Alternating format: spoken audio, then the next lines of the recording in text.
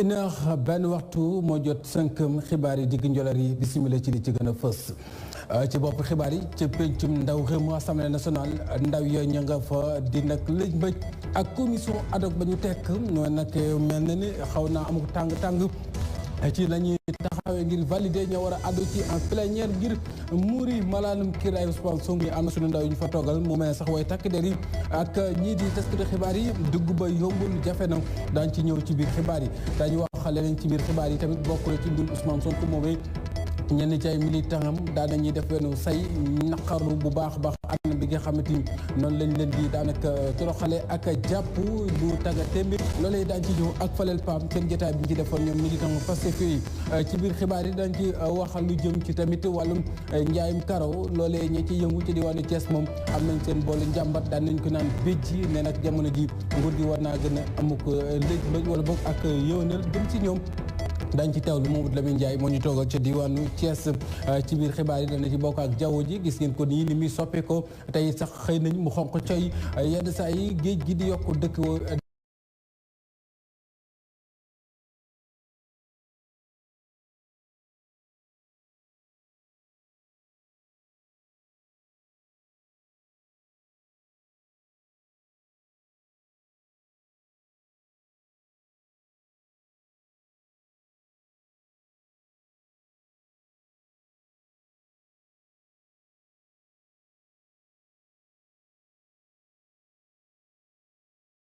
ci tala barakatu mbokk yi dal amuñu from fàcce leen xibaar yi inax bi waxtu digg njool la dañ ko waxee léegi sànq ci bopp xibaar yi moo jëm ca assemblée nationale ca pencum ndaw réew mi ba file ñuy àddoo mbir ma ba tey ña nga ca ci wàllum commission ad hoc ba ñu jëmmal ngir nag fukk ak benn ndaw ya ca nekk ñu mën leen a valider ñu mën a nag def déglu di ab càmbar jëm ci muri mbalaan kër lay Ousmane Sonko moomee di ndaw bi ñu teg tuuma mu mel ne sax moomee daan nay tabu kii di Aïda Mbodj ngir mu teewal ko ca commission ad hoc ba jamono ji nekk daanaka mel na ne mbir ya ba léegi tàng na jëpp ca càmbar ga ca assemblée am na suñu ndaw yu ñu fa toogal bokk na ci tamit ca waytak der yi ak taskati xibaar yi ngir dugg ba foofet yombul ña ngi koy ñaawlu ci ana ba nga xamante ni daal mënoon leen ay ñu def seen liggéey donte ci huis clos la waaye ñu mën a àgg ni ci lenn ci xibaar jibal ko askan wi daañu leen toppal xibaar yooyu ci assemblée nationale fan la ñuy mujjee ak lii di seen commission ad hoc boobee war a nag jublu ca càmbar plénière ngir déglu Ousmane Sonko. moom moomee ñenn ñu koy jàppal tànk maire ba futu ci anam bi nga xamante ni noonu lañ leen di tegee loxo di leen jàpp mel ne daanaka mbàccum gerte ñu ñaawlu ko ñoom nag daal di dem ba ca FRAPP France Dégage ne fa béji seen boolu njàmbat daal di def bloc def wenn say ngir ñaawlu bu baax a baax anam bi nga xamante ni noonu la ñu téye ku ci mel ne Soxnaas Birame Souleye Diop mii di administrateur bu parti bu Pastef les Patriotes ñu gis ne jamono ji nag la ñu bëgg mooy ñu bàyyi ko ci ni mu gën a gaay ak seen beneen naataango di Abass Fall ma ñu teg loxo di nag coordonnateur bu rek départemental bi fii ci Ndakaaru ci Pastef ñu ànd teewlu ci ka ñu toogaloon ci jotaay ba di falal Pam. Pastef ñoo lëkkaloo ngir xeex li nga xamante ni day niirool jaay doole Abdou Diokhane bu parti Pastef di ñaawlu jàpp bi ñu jàpp seeni naatangoo yi. lundi ba le passé ba tey dañoo jàpp suñuy ndaw lu mat fukk ak juróom-ñeent fii ci Ndakaaru ak juróom-ñett fële ca Bignona ngir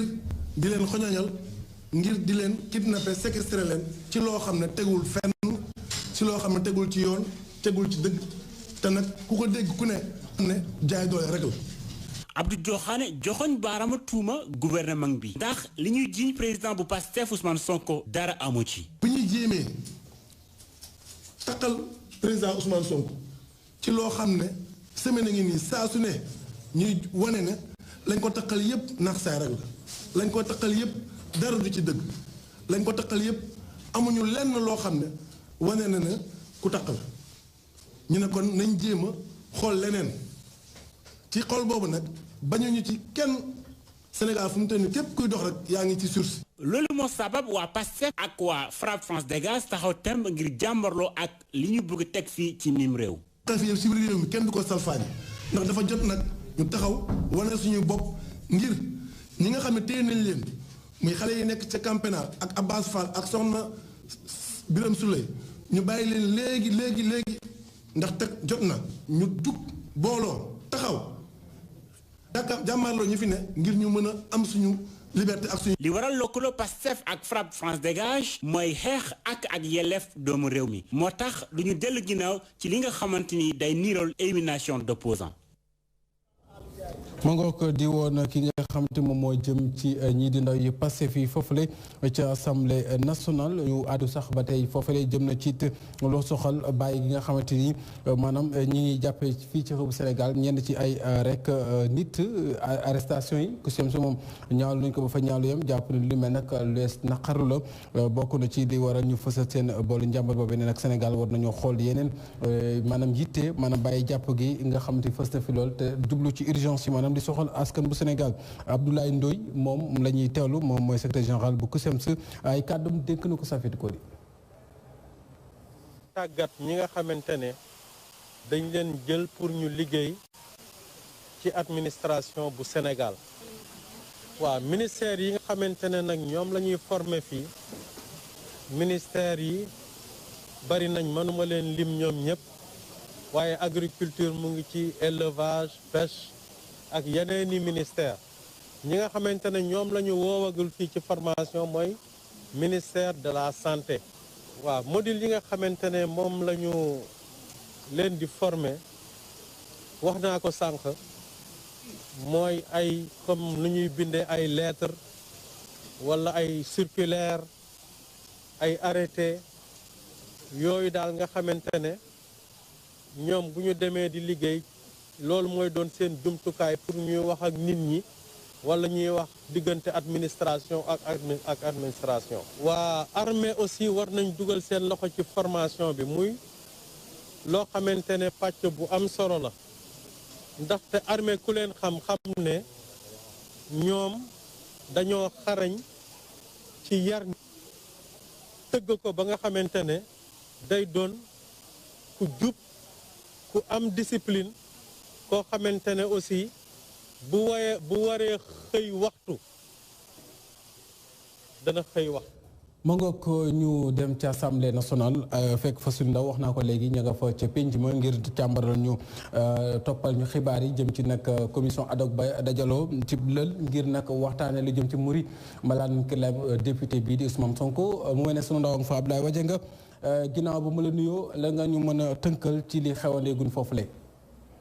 waaw Abdou lu ñu mën a jàpp mooy jamono ji ci lu jëm ci li nga xam ne moom mooy commission ad hoc bi gannaaw bu ñu réunir fii ci assemblée nationale jëm ci levée immunité parlementaire bu Ousmane Sonko dañoo yàqu rek ñi nga xam ne ñoom ñoo féetee ci kujje gi ak non aligné dañoo daal di gudde rencontre bi génn fa ne ñoom dafa am ay loo xam ne nag lu lëndëm ci li nga xam ne moom lañ doon def ci liggéey bi foofule ca biir assemblée nationale waaye nag saa si tembe ñu toll ni kii di Cheikh Seck moom nag honorable député la bokk ci mouvance présidentielle bi dafa génn jàpp ni amul benn vice de forme boo xam ne nemmeeku nañ ko ci procédure bi ndax lépp lu ñu waxoon ci lu jëm ci commission ad hoc bi dañ ko sàmmonte ak moom ba mu mat ak moom sax jàpp na ni daal lu ñu liggéey bi nuñ koy defee jamono ji liggéey bu am solo la te ñoom ñu ngi ci waslu ak waaye nag ñu jàpp ne nag ki nga xam ne moom mooy ki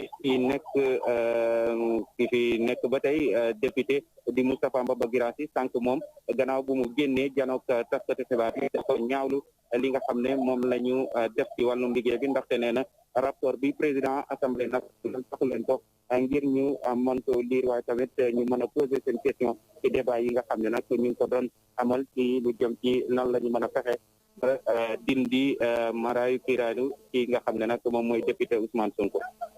waaw Abdoulaye Wadianga bëgg naa la laaj ndax sànq maa ngi jot xibaar que ne ñii di taskat xibaar yi am nañ jafe-jafe ngir mën a amal seen liggéey foofee ak way takk der yi te naam sax takk nañ ay masque ak lépp lu jëm ci mesure barrières yi ndax loolu lu wér la. waaw takk masque yi nag journaliste. mu mel ni Abdoulaye Wadianga la moom moo nekkoon foofu lay ci assemblée nationale doon ñu toppal xibaar bi jëm ci commission ad hoc boobee nekk ci conclave nekk ci huis clos maanaam lël ngir doon càmbar mbirum malaanum kirlaay moomee ñu war a muri ci député bi di Ousmane Sonko wax naa ko sànq it am na ay taskat xibaar yu amal jafe-jafe ngir mën a amal seen liggéey ca penc ma ci place Soweto. daañu ko topp incha allah xibaar yooyu ci yeneen jotaay fii ak ngoon la wax lu jëm ci ba tey jàpp gi nga xam ne fës na lool ci réew bu Sénégal moo mel ne nag loolee du réew mi loolee yittewoo CUSEMS ñoom ñoo ñaawlu anam gu ni mel bokk na ci Abdoulaye Ndoye mi yëglu ca teel ne kilifa yi war nañoo àddu ci li soxal askan wi di priorité yi moo gën ñu nekk fii nag di jàpp ak tëj askan bi ñu teewlu ko ay kàddam ak Safiatou Wadianga nee nañ ma dellusiwaat na Abdoulaye Wadianga. allo waaw. waaw yaa ngi doon wax sànq. waaw maa ngi doon wax ne takk der yi bon ñëwoon nañu def seen dispositif sécuritaire même su fekkente ni dispositif bi bëriwul noonu comme bés bu njëkk ba waaye nag léegi lu ñu mën a jàpp mooy def nañu barrière diggante porte bi ak journaliste yi fu ñu mën a waxee ak député yi waaye nag respect distanciation sociale bi exiger nañ ko waaye tamit takk masque bi pour rek nit ñi mën a moytu li nga xam ne moom mooy mbas mi waaye tamit mën a sàmmonteeg digle yi nga xam ne waa docteur joxe nañ ko jamono ji ñuy feex rek comme ni ma la ko waxee mooy nekk nii di waxtaan ak taskatu xibaar yi moom lu mu jàpp mooy li nga xam ne moom mooy ñu ngi koy respecté te ñu ngi ciy liggéey ci anam yi mucc ay am na solo ñu ngi lay jaajëfal bu baax a baax di masawu coono yow équipe bu DTV bi nekk foofule ca place Soweto ngir toog ñu xibaar yi incha allah ba fi lekk ngoon ci yeneen jotaay wax naa ko léegi jàpp gi ñuy wër di jàpp ak teg loxo ñenn ñi du loolee mooy itte fii ci xëbu Sénégal waa CUSEMS ñoo ko ñaawlu Abdoulaye Ndoye ni waxee di sàkk bu baax a baax ci kilifa yi ñu jublu ci li soxal askan yi maanaam di priorité yi Abdoulaye Ndoye secrétaire général bu CUSEMS ay kàddam ak Safiatou Koli. CUSEMS daal di génn rek fësal njàqareem gannaaw rek bi nga xamante ni ay jàngalekat daal di leen génn àdduna te laaleeg sax ak bile mbasum coronavirus bile syndicat di xamle ni rek dootul nangu benn yoon ñuy salfaañe li nga xamante ni mooy protocole sanitaire bi ci biir l'école yi. daanaka amul école boo xam ni daa nga dem ba fekk fa ñu joxe fa ay masques de qualité. yu doy dispositif de lavage des mains bi dafa soxe école yi jàngalekat yi doyul classe yi doyul table banc yi doyul loolu nag jeexital bi moom mooy xale yi dañuy dajaloo amul benn distanciation physique moo tax ñun jaaxlewuñu ci li feebar bi commencé di faagaagal ci école bi surtout ay jàngalekat loolee nag tax tey jii CUSEMS am xel ñaar ci liggéey bi nga xamante ni ministre bi ñu dénk wàllum fonction publique mu ngi koy amal. di wax ministre de la fonction publique que ñun liñ koy xaar mooy que mu baral liggéey bi donc ci ministère commission paritaire yi nga xam ni yii ñaari at yële weesu organiser nañ leen te bët fi may wax ak yéen. ñi nga xam ni dañu jàlloon ci commission yooyu mënuñu jot donc seen acte. naam sax bii les situation li ko gën a yokk bokk na ci accord yi nga xamante ni gouvernement bi respecté wu ci dara. ñun dañu ni woon ni ñuy jékki-jékkee rek génnee benn jàngalekat ci classe ni ko kat diriger benn école alors que kenn formé wu ko woon pour loolu jaaduwut moo tax ñu ni woon dañu war a créer benn corps boo xam ni ku ciy dugg dañuy xool anam ya nga ciy duggee ñu tàggat la. ba nga mën a am les outils nécessaires pour diriger benn école ay parcelles yoo xam ni daf ko diggoon depuis 2011 ba léegi jotuñu ci reversement professeur d'éducation physique yi nga xam ne dañu am problème mu carrière ñoom itam poñ yooyu yëpp ay poñ la yoo xam ni noté wuñ ci benn avancement. tey jii nag njàng bi nar naa sooxe bu baax gannaaw rek bu ñu nemmeekoo ay teex-teex CUSEMS taxaw na temm rek ngir rek jàngalekat yi ñu jox leen gëdd gu war ñoom nag daanaka su dara rek soppeekuwul fas yéene neen sax daal di boycotté examen yu ñuy waajal. moo nga ko Koli Safiatou cant ak ngërëm ñeel la ñu wax leneen ci xibaar soxna lu jëm ci it ca commerçant yi nekk ca Thiès di yëngu ci wàllum njaayum karo ñoom ñi nag taxes yi leen gàll moo dis lool ñu sàkku ci état bi buñ ko mënee wàññi li ñuy am ci jafe-jafe ci ñoom ak waa douane di taxe douanière yooyu ñu mën koo gën a yéwénal ba moo mën a am ko jeexanda seenu jiba ndax gis nañ ne nag jamono ji li ñuy yëngu seen liggéey boobee di jaay ci biir dëkk bi bëgg nañ cee gën a gis seen bopp war a ñu fëslu yëglu tamit ci jafe-jafe ñuy jànkuwante ca diwaanu Thiès am na suñu ndaw buñ fa toogal di Mamadou Lamine Ndiaye ñu teewlu ko. jaaykatu karo yi ci Sénégal ACCS ci baatu seen secrétaire général adjoint di ñaawlu concurrence bu àndul ak yoon bi ñuy dund ñoom ak étranger yi waaye ñu jàppit ni ñoom wàññi bi leen wàññi taxi yi ba 50% doyu leen. yaakaaroon ne bu pandémie amee secteur yëpp dañ leen a dimbali tous les secteurs du Sénégal am na aide boo xam ne jóge na ci état du Sénégal dem ci ñoom ba mu des les commerçants. wax dëgg fa yàlla ñooñu war nañ leen jàppale mais kenn jàppale wu la deuxième chose bi nga xam ne aussi tamit c'est très important te état du Sénégal dafa mel ni ku ci gumba mooy les investisseurs étrangers mooy chinois yi ak indiens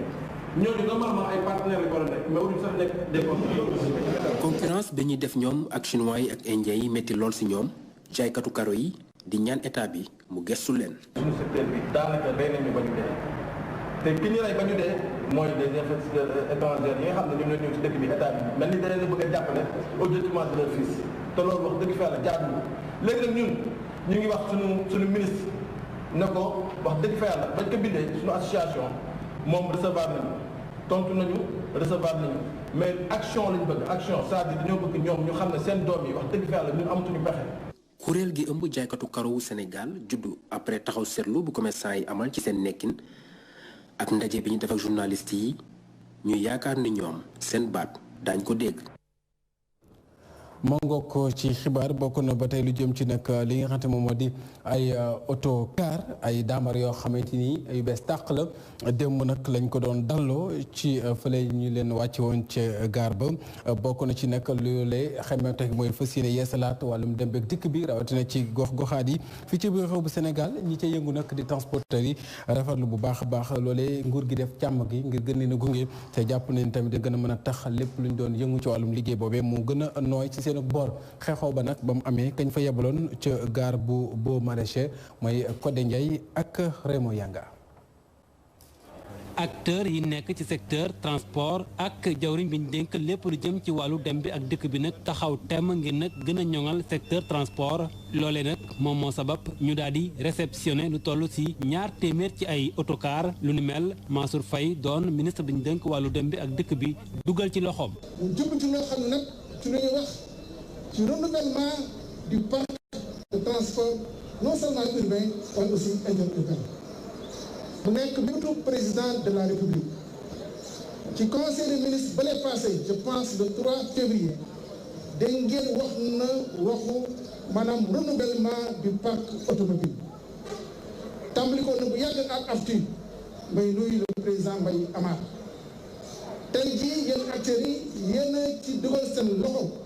état bi mën leen accompagner. ministre Mansour Faye yokku ci ni secteur transport dañ ko war a jooyantiwaat loolu nag moo waral ñu samp ab loi ngir nag gën ko organiser. loi boobu mu créé ci ñaari kuréel bu ci jëkk mooy le fonds de développement du transport terrestre mu nekk fonds boo xam ni day jàppale secteur bi jàppale acteurs yi ak aussi le conseil national maanaam de transport terrestre ci wàllum conseil national boobu nag lay lancé appel à l'endroit des acteurs parce que tant que organisé wuñu liggéey dana métti. njiitu regroupement chauffeur si nekk ci gare boo maraîcher nag rafetlu initiative bu ni mel Mor Boy di rafetlu itam anam yi nga xamante ne ni noone lañ leen joxe ndaamaar yi. mooy képp ko gis oto bees xam ne jamono ñun ñëw moo li jënd oto bees oto bi 17 millions 10 ak 16 millions ñu ko mën a am bariwul waaye jàpp na nañu ba oto bi soo joxee 2 millions 500 mille mooy apport bi. Momat Cissé bokk nag ASCOSEN xam le ni faaw chauffeur si itam fexe ba sàmmonte cahier des charges bi mu di li nga xamante ne ni moom moo leen lëkkaleeg clients yi. am na climatiseur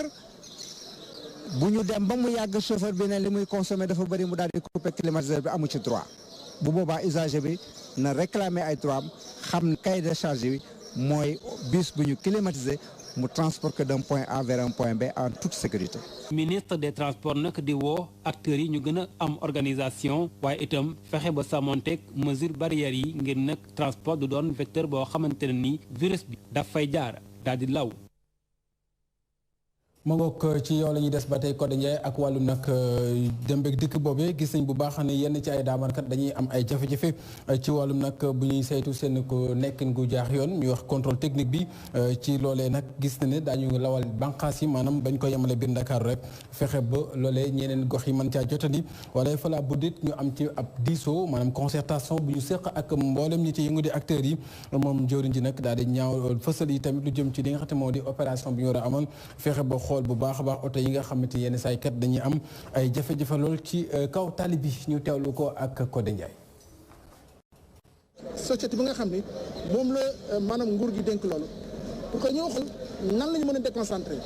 créer ay centres de contrôle technique yu bëri non seulement au niveau des départements de Dakar mais aussi au niveau des régions du Sénégal pour que maanaam lii nga xam ni embouteillage bi muy créer ak naqar bi muy indi ci maanaam usagers yi ak ci conducteurs yi ak ci transporteurs yi maanaam naqar boobu mën a dañ te gëm naa ni solution dinañ ci génn fii léegi ay semaines yu néew ñu ngi ciy liggéey bu baax a baax te daañuy fexe ba nga xam ni yeneen centre da am beneen bi nag dafa am loo xam ne ñu ngi koy waajal fan yi di ñëw daañu def opération coup de poing boo xam ni oto bu am plus de 3 ans maanaam nga xam ne 4 ans wala 5 ans ñu am fu leen dajale def leen contrôle technique visuel de telle sorte que ni daañu désengorger maanaam jaxasoo bi nga xam mu nekk au niveau fii day ra ñu ne coow ca diwaanu Thiès delluwaat fa wax ci wàllum albinos yi ak lii di centre boobee nga xamante ni am nañ centre boo xamante ni daal yeesalaat nañ ko jubbantiwaat ko joyanti ko ngir mu mën di dal loolu ci téeméer ak juróom fukk ci ay xale maanaam ñoo xamante ni lu mu néew néew dinañu am lii di rek ñaari at 2 ans lépp ngir nag toppatoo seen wàllum tawat foofu la ci diwaanu Thiès kañu fa toogal di Mamadou Lamine Ndiaye. albinos bi nekk fii ci Sampaati 2 ci Thiès nekk ci ay liggéey yu gën a yaatal bâtiment am ngir gën a mën a jël xale yu bari ñooñee war a mën a toll ci téeméer yu toftal fanweer. internat la woon boo xam ne capacité bi rëyul woon mënul woon jël lu weesu ñaar fukki xale tey ñu yokk capacité bi ba buñ paree maximum dinañ mën a am 150 xale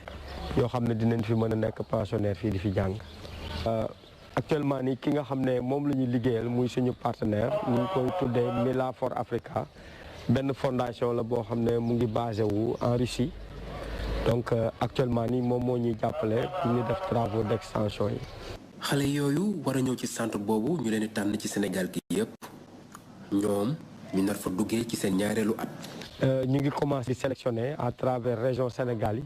xale yi nga xam ne war nañu mën a ñëw fii ci centre bi ndax à partir de 2 ans la ñuy jël donc ba 7 ans. centre bi ay albinos ñoom ñoo fi nekk ak ay non albinos te tey maa ngi am fierté di fi maanaam di fi gàttandu suñu benn pensionnaire nga xam ne tey moom aussi journaliste la kooku c'est un plaisir ñu accueillir ko fii. Adja Maymouna Thiam jaaree ci centre bi di rafetlu seen taxawaay. centre maternel bu baax la aussi day jàngal élèves yi tey man maa ngi nii may exemple génn naa fi am naa sama bac léegi may de formation journalisme donc buñ nekkee di ko réhabilité waat donc loolu moom dama siy kontaan rek te yal na leen yàlla jàppale tamit. centre bi di jël ay xale yu nekkul albinos ak ñi nekk albinos loolu nar a tax xale yooyee gën a miin seen dëkkuwaay. président association bi di ñaan autorité yi ñu gës seen. mu ngoog ñu wax ci mbas mi jàngoro ji Covid-19 bi ginnaaw juróom-ñeent ci bakkan waddaat na bokk na ci tamit ñaar téeméer ak juróom-ñeent fukk ak juróom ci ñoo xamante ni amee nañu jàngoro ji am ci ñaari téeméer yoo xamante ne ñoom ñu ngi ko am ci seen biir maanaam ci biir ñaari téeméer ak juróom-ñeent fukk ak juróom yooyu 295 yi ñaar téeméer ñoo ko am te xamuñ fi leen jàngoro ji toppee ñu wax cas communautaire loolee nag soxe ko ci ki nga xamante moom moo di rek docteur El Hadji Mamadou Ndiaye juróom-ñeent fukk ak juróom nag mooy contact suivi maanaam ñu doon bàyyi xel ci waa kër docteur am na ci juróom-benn fukk ak ñett yoo xamante ni jamono ji ñoom ñu ngi leen di bàyyi xel ci service maanaam de réanimation yi ngir rawale leen am na ci ñaar téeméer ak fanweer 230 yoo xam ne bañ leen saytuwaatee amawuñ toog ji maanaam wér nañ di ay géeri di woon docteur El Hadji Mamadou Ndiaye ci xibaar yi bokk na wax naa ko ci bopp bi li jëm ci nag jaww ji yenn saa coppiteef ga mi am day am njeexantal ci waaxe ci géej gi di yokk dëkkuwaayam nit ñi fa ñuy dëkk di gën di mabbu di naax saay ñu ànd ceeg ma dikke sàll jamono bi nag ñu seetlu ni géej gi moo ngi yokku lu nu mel nag jaaxal bu baax askan wi kilifa yi nag ñoo war jël seen matukaay nu mu gën a gaawee bu ñu sukkandikoo ci kàddu Henri Pierre Djiba. géej bi ak avancement bi mu am nii bien que am na ay jéego yu ñu jot a def mais nañ ko gën a yokk waaw parce que géej bi amul la soxla jeunesse bi parce que ñun ñëpp boo xoolee fii la ñuy entraîner fii la ñuy passer bon soirée bi xamul donc ñëpp a fiy jaar donc du coup c'est que affaire la boo xam ne daal am na solo daal na ko gars yi kii daal. waa ji nag moom doon tàggat yaramam mu ñuy xamal ni ñoom ci géej gi la ñuy defaree seen yaram ba tax na nguur gi warul seetaan lu ni mel. ñun de temps en temps fi la ñuy entraîner mais léegi gis nañ ni géej gi avancé na lool ba instant bii nii pour nga entraîner fi problème la foog nga jéem a def longue distance pour mun cee génn loolu nag suñ sañoon mu xool ay moyens yoo xam ne nii daal dina mën a teg genre xeer yu ngand yooyu noonu pour mu mën a correr avancement bi. waa ji tamit bokk ak moom xalaat di ñu xamal ni ñoom géej gi rek la ñu am. ñun plage bi la ñu am pour entraîner ce fait que boo xoolee fii ñun Médina fii amuñu benn terrain place yëpp terrain yëpp privatisé nañ ko fii rek la ñu am foo xam ni mën nañ divertir def sport fii bon état daal foofu mu jàpp sinon dina nekk loo xam ne moom dina yéeme trop sax. mbër yi sax fii la ñuy entraîner ñoom boo xoolee école yu ñu doon entraîner yëpp terrain nañ ko plage bi la ñu am bon te géej moom nu muy avancé franchement arrangé wuñu. jumtukaay yi nguur gi teg nag ngir téye géej gi su naree avancé des na te ndaw yi ñu taseel ñoo ñu koy xamal lu nu mel sax moo tax ñu ne lii war nañu ko lijjanti nu mu gën a gaawee. mu ngoog ñu daal di ànd teewlu bokk li ci yëglekaay ñu xëyandoo tey ginnaaw barke bi. ñu dal jàmm jukki li ñu xëyandoo tey ci yëglekaay yi Aïda Mbodj avocate bu Ousmane Sonko Les Échos yéenekaay moo ko bind yëglekaay bi ne ci assemblée nationale kay ñi ngi door di teg gët ñi nga xam ne ñoom ñoo fa nar a daagu ci wàllu wu ni mel yëglekaay bi ne commission ad hoc bi de ginnaaw ndaje bi nga xam ne ñoom ku jëgi amal nañ ko dem seen biir Ousmane Sonko tabb na Aïda Mbodj ngir mu défendre que ci commission ad hoc bi ak plénière bi ci seen ndaje bi nag ci yëglekaay bi dogal yooyu Ousmane Sonko jël day firndeel dëgg ne noppi na ngir nag wuy jëb convocation bu commission ad hoc boobulee yëglekaay Les Échos ci commission ad hoc bi Moustapha Niass jàppal ni teg na fa Cheikh Bamba Dièye daal di nag zappé Fatou Ndiaye bu réew mi ndax nag ngaññi giñ ko ngaññi jugoon ci Aïda Mbodj ne moom dañ njiitam ak moom fi mu nekk nii di Idrissa Seck ña nga ca soow maak mbur ma di xoyal di naan yëglekaay bi groupe des médias bi jox kàddu Aminata Lô Dieng mi fësal ne président Macky Sall kay jàppal ne fexeel Ousmane Sonko dong moo ko tax a jug ngir xàllal boppam ñetteelu mandat yëglekaay bi firndeel na nag ngir bàyyi ñi nga xam nag ñoo di seeni militant jàppal ne Pastef def nañu say ca kanamu frappe su a moom di xamle bu baax taarix lu jëm ci nag njiitalu Pastef bi ak xameenam ak kii di kilifaam di Serigne Abdou Mbacké fës ci yëglekaay bi ne loo ci mën dégg mooy Ousmane Sonko ak ñaar ñi ba ñu xamante ëpp na fukki at moom nag démb délégation bi ñëwoon seet ci ko jóge Touba jàppal ni la mu xamle mooy nag am na lu ko métti lool ndax Serigne Abdou Mbacké mi bëggoon na dégg ak ñoom nekkoon nag ci weneen xar kanam Vox Populi ne jamono boobu enquêteurs yi ñoom ñu ngay fexe rek ni ñu ngar dajjoo ñi nga xamante ni li leen tax a jug bokk ci parti Pastef bi mooy yee fitna ci réew mi bokk na ci nag xabaar sax bu fës ci yëglekaay bi mooy soxna sa administrateur bu Pastef bi ak responsable bu Dakar bi di Abass Fall jàppal ne nag la leen làq jant bi jamono ji mooy ay xibaar yoo xamante ni séddoo nañ ko ci xarala yu yees yi te mën a indi fitna la Sénégal ne waaw moo taxit de président Macky Sall ma ngay traqué dëgg sonkis yi ngir nag ay xupp faat jëm ci ay kilifa ci réew mi wala fi ko di moom soxal ko loolu wàllum suite booti maanaam salon de massage boobee mu fësal nag ne jamono ji am na nag lu fës ci magistrature bi mooy benn juge nag maanaam bu sérieux mënul rek nangu yóbbu ab mandat de dépôt Ousmane Sonko loolee fës ci yëglekaay Walf Quotidien bi l'Observateur fësal bu baax a baax lu jëm ci coow li ñuy laam-laamee ci plainte contre X bu ñu sukkandiku ci yëglekaay groupe Futurs Médias bi mooy juge bu 8e cabinet bi jëm ci la mu saisir Moustapha Niass président Assemblée nationale yëglekaay bi fësal ni Sonko kay dañ ko caa tudd Sonko cité nommément dans la saisine bokk na ci saisine ak it yenn ci dossier lanki ni kaay ne Sénégal day loo ci ndégg mooy laata 2001 dossier yu tàng yu bëri ñu ngi ko daan dénk maanaam confié ko dikk waaye jamono ji nag gis nañ ne section de recherche jamono ji nag mooy ngar dajjoo dossier yu bëri mel na ne fi nekk nii bëri na ci ay coow yu bëri ñuy tudd di jëfi luqu njur wala leneen lu mënti doon moo cay gën a yi addu a mbirum Batibulis ak Bougazeli bokk na ci li ko gën a fës ak commandant Abdou Mbeng ak ay nitam mu mel ne kon tey jii dafa mel ne am na lu soppeeku ci diggante bi lan moo waral section de recherche jël liggéey bi ci loxoy dikk kay amatut wala dig-digal ci wàllu mbas mi àdduna bi yëpp ci laalee Covid 19 bi guddoom domp kay laale nañ ci libération ni kay ni Covid 19 bi ma ngay wër ndomba Sénégal ndax nag district yu bëri daanaka laale nañ ci fees dell di ay këru docteur yëglekaay bi fësal ni ginnaaw Medina Yoro Fula Jànke Maxa Goudomp am na ay kaam yu njëkk niki démb laas nag fësal ni lu toll ci ñaar fukk ci ay enseignant jamono boobu ñoom coronavirus bi yóbbu na leen moo tax ci yëglekaay groupe des médias bi tribune yéenekaay ñenn seen i collègue nara nag salfaañel wala lompañel li di système bi maanaam doxalinu njàngale gi ci jamono boobee sax libération yéenekaay dellusiwaat ni lu toll ci ñeenti junni ak juróom-ñetti téeméer ak juróom fukk ci way tawat tëdd nañu ndax Covid 19 bi ñu laalee ñu ngi ci sous traitement yi tey juróom-ñaar téeméer ak juróom-benn fukk yu ñàkk seen bakkan inna lillahi wa inna ilayhi rajiun fu ñu jëm ak feebar bi xanaa kay di xaarandi vaccin yi Le Quotidien yëglekaay bi Madiambal Diagne bi ne vaccin yi kay ngir xeex mbas mi jàppal ne dose yu njëkk yi nañ ko xaarandi fii ci Ndakaaru niki tey jile Vox Populi fësal bu baax a baax njiituram président Macky Sall mi war a nag dalloo ñaar téeméeri junni dose yoo xamante ni ci vaccin di ñàkk du Sinopharm niki tey ji ci ngoon kon bokk mën nañoo wax enfin vaccin yaa ngay ñëw di xaar rek nan la wànne di mujj ki gëttam ndax moom Sall ngaara lantoor bu gédee kon Mariam sa Fatick mooy njëkk a ñokkoom déet laaj ba sam xaaral ma yem foofu sax ndax article 80 bi gaaw nañ ci lool li de laa wax ba li ngeen dégg ñu yend ak jàmm. xibaar yi buur na jeex 10h20 yeneen jotaay ànd na suñu programme ñu yend ak jàmm.